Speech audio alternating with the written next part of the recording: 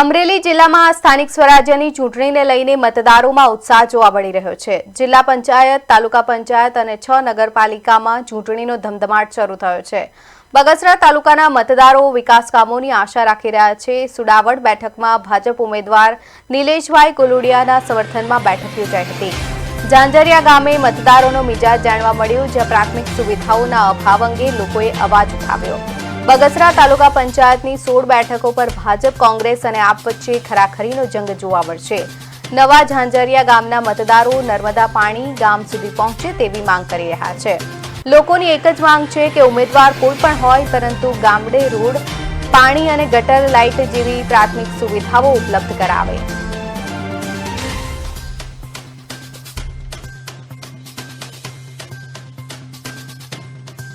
કક્ષાએ જે નાનામાં નાનો માણસ હોય એનું કામ કરે એવા ઉમેદવારની અત્યારે ખાસ જરૂર છે।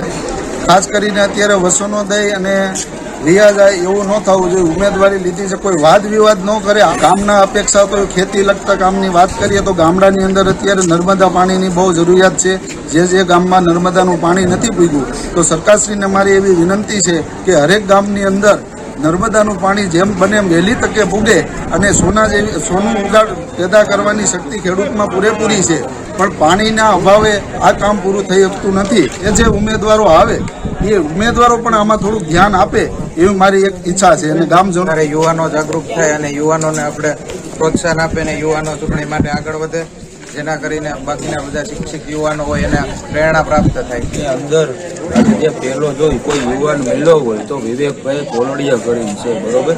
અને વ્યવસ્થિત જે બધા વાયદા વિવાદ કરીને જે તે કઈ ગયા છે એના માટે નહીં, અત્યારે ગામની સમસ્યા હોય કે બહારની હોય, પણ વ્યવસ્થિત કામ ધંધો કરે અને વ્યવસ્થિત આગળ આવે તો એના અમે ફૂલ સપોર્ટમાં છીએ।